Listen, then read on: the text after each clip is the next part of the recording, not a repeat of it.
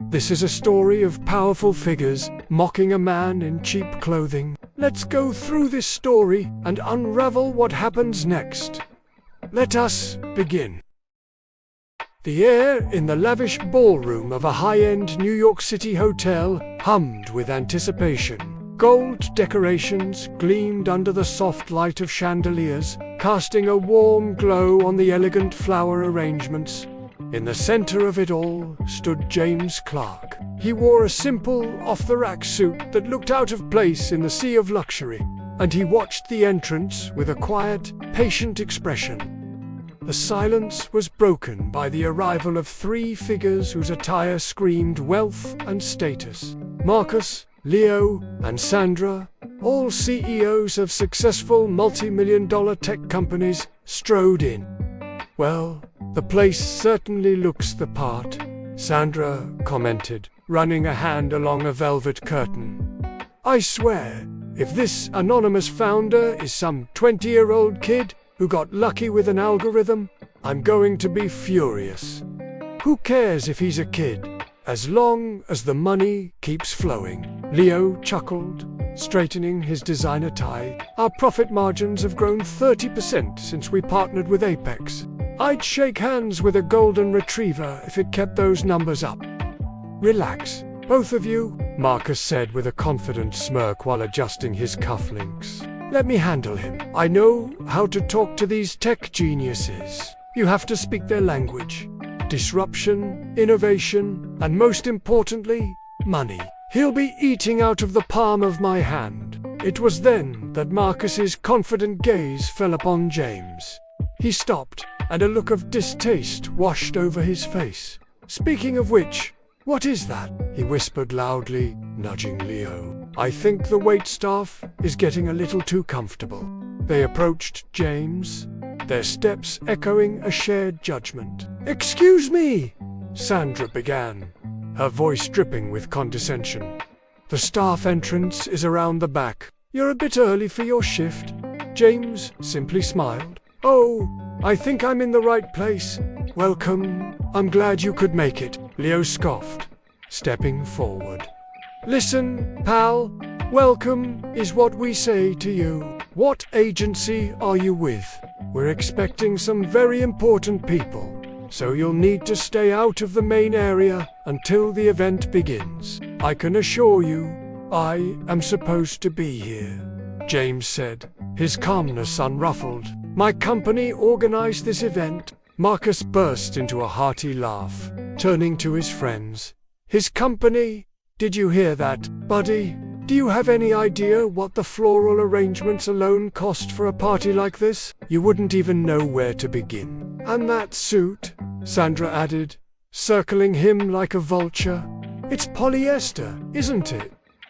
"A word of advice, darling, because I feel for you.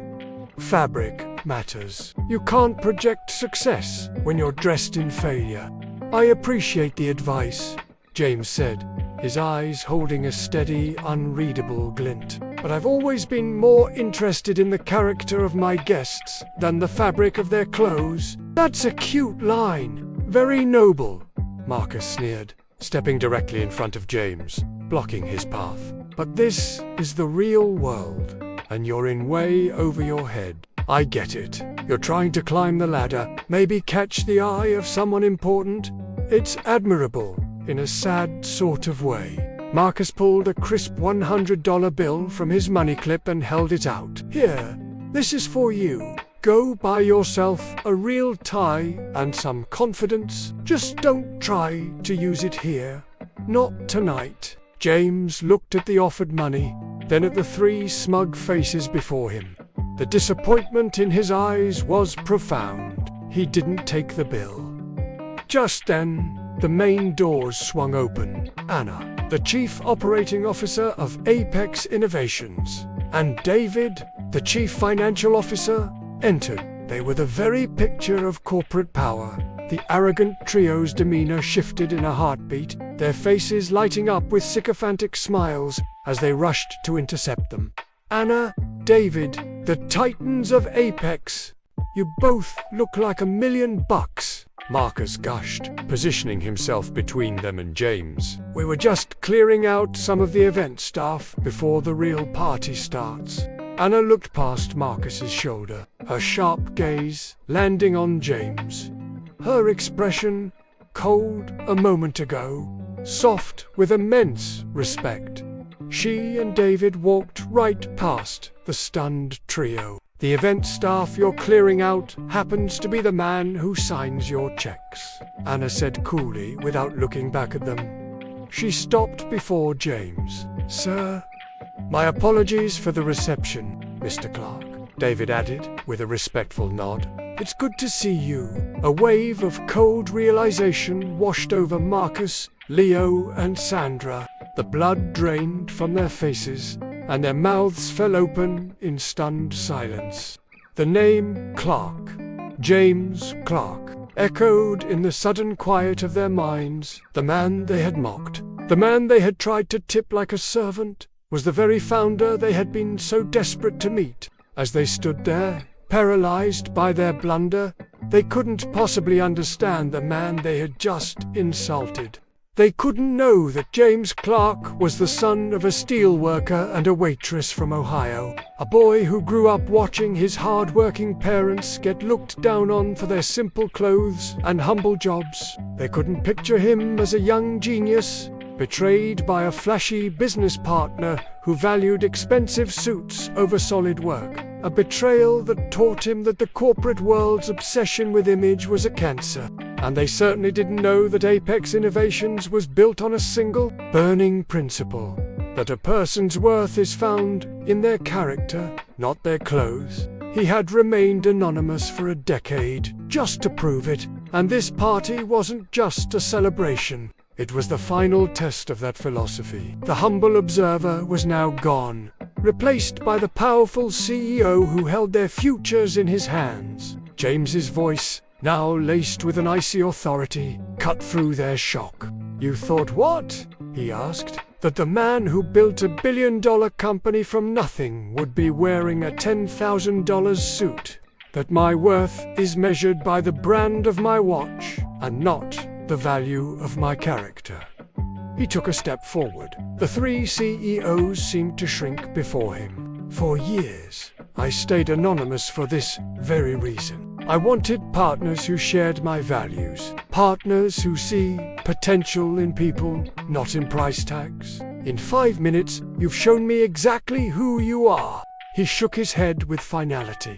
Anna, David, please be informed that as of this moment, Apex Innovations is terminating its partnership agreements with the companies of Marcus, Leo, and Sandra. My company cannot be in business with people whose judgment is so shallow. Their pleas for forgiveness were useless. As security guards materialized to escort the disgraced CEOs out, a profound lesson settled over the room.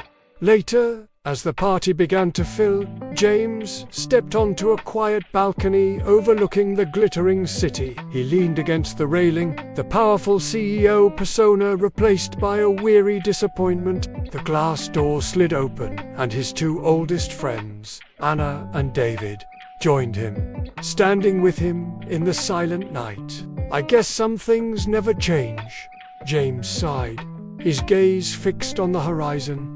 Anna placed a comforting hand on his arm. They were never a fit for what we built in that garage. You didn't just cancel a contract. You reminded everyone what Apex is truly about. David nodded in firm agreement. Their loss.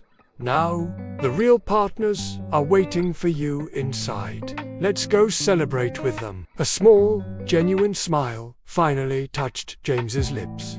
He turned away from the darkness and back toward the warm light of the party. Flanked by the two people who had been there from the very start, he walked back into the celebration, his resolve unshaken. The end. So, what do you think of our little story? If you like it, please hit that like button and share your thoughts down in the comments below. Don't forget to hit subscribe. See you later. Cheers.